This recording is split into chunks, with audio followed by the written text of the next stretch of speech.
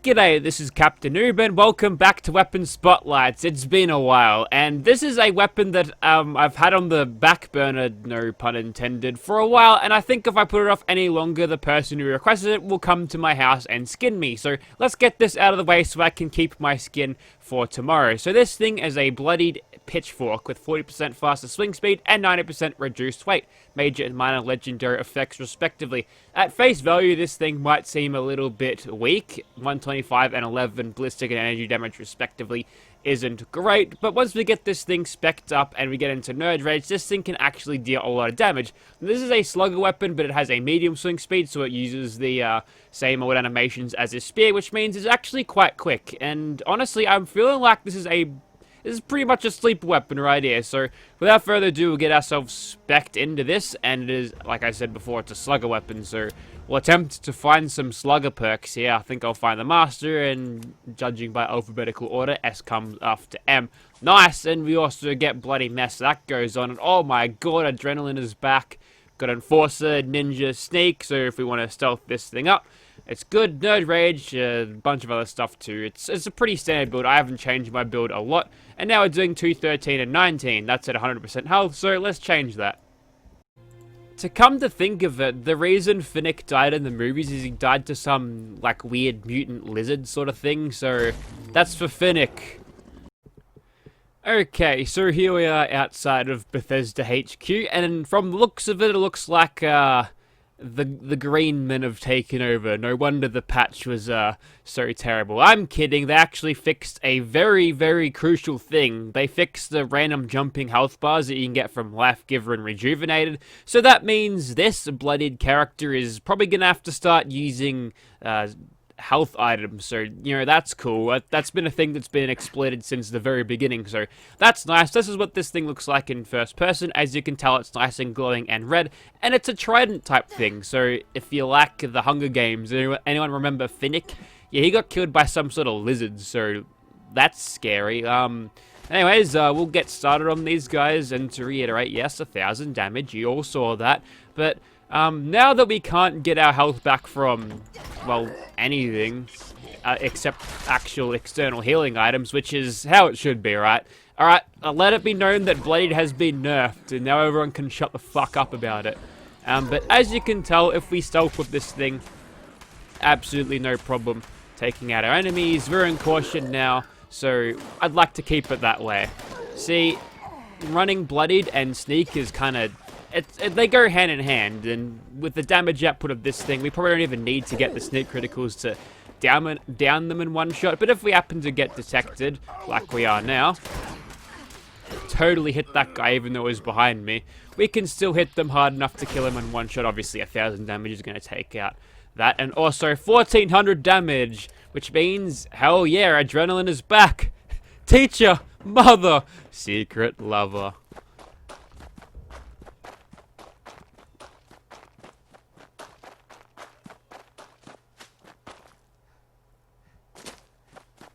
So, with that in mind, that means we can actually run Bloodied builds pure. The people who are obviously using the perks to exploit themselves, me included, although unintentionally, because you didn't actually need perks to do it. You could just be well fed, and if your health was low enough, sometimes it'll just regenerate, just pop up for no particular reason. So now you're gonna have to have a little bit of skill in your Bloodied builds. Sure, you'll still be getting the high reward, but the high risk is actually there now, so in a way it'll kind of be even more rewarding. So good change, Bethesda. Took you fucking long enough, but you know, we're getting somewhere.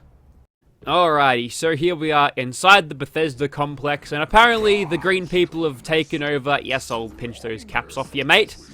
They've taken over, and now that they've got more green stuff, which I guess is to turn more people into that, or rather that's where Bethesda brews their bugs which they bake into the game. Who even knows at this point? Speaking of Bethesda, and I'm trash talking them right now, I'm sure they're very pleased about that now.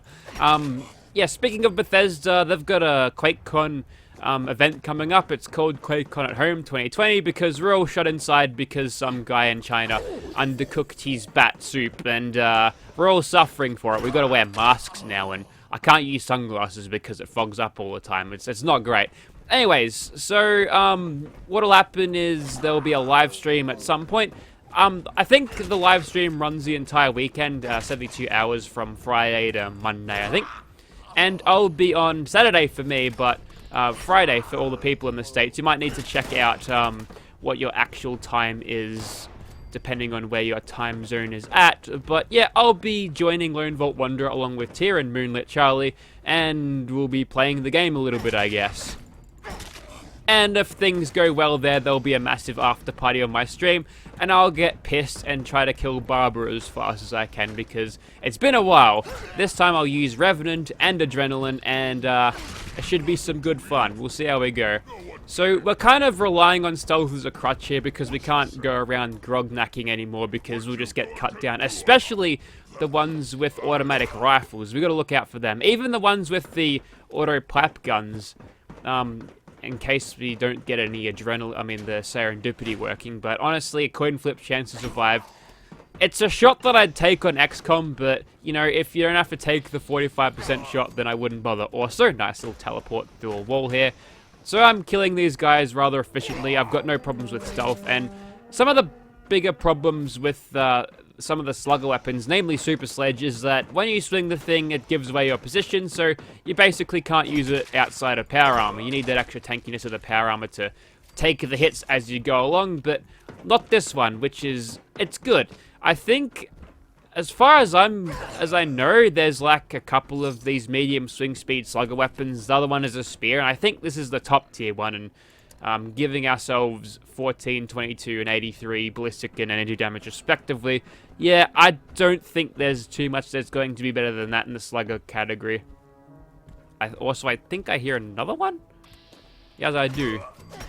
Nice, we just teleported through the floor. You know, Beck is the only one that's capable of actually doing that. Okay, so what I'll probably do from now on is between clips I'll just down some purified water so I can get me health back, but these ghouls shouldn't be too much of a problem. They're really not bothered by the explosion. That one was attempting to do a little bit of a tap dance. Apparently these ghouls are their boot scooting. I guess that's what they got up to in my time off when Bethesda was unfucking the game. Also, nice one, ghoul.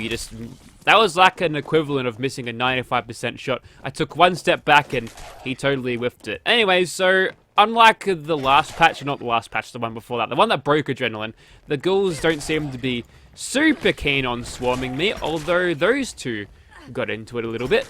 Lucky them. And unlucky that guy, he didn't manage to get his hit in. Now this is where netcode is gonna matter even more, because if you've been playing this game for a while, you'll notice that once you're in the air, sometimes the ghouls will still hit you.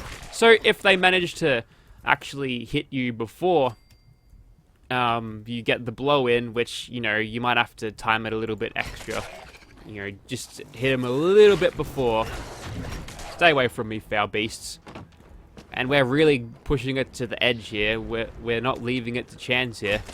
See, if I can do it without healing, that'll make it a little bit more interesting, right? Because right now I'm one shot. Luckily, I've got the reflexes.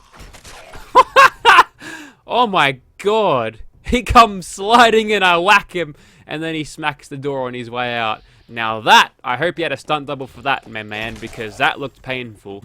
Life-saving. Oh yes, I'll take that. I'll take that. I'm going to start stocking up on those because I need to use Revenant, and using 3 perks and luck to get some random asshole who doesn't show up half the time to bring you back is no good. We just stack life-giving parts around here. Alrighty, we're on the Swan Run now, and honestly, these Blood Eagles are a little bit more scary now, especially since they do spawn with laser guns from Nuclear Winter from time to time. We might have to deal with these guys with something of the ranged approach. Stop right there.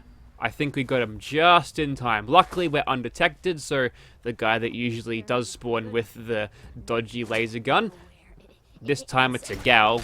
She can go down, and you'll die. What a dumb ghouly's head popped off. Is that another one, or is that just bald? Who knows? That's a cool leather jacket. Can I get one? That's really clean. Like, that's surprisingly clean for 25 years after the apocalypse. Hopefully, one day they'll allow us to grab some of the cosmetics that the Blood Eagles have, because some of it is actually cool. I would not mind wearing a leather jacket. Maybe not on this character, but another character might work it better. I'm thinking Brooke would like it better.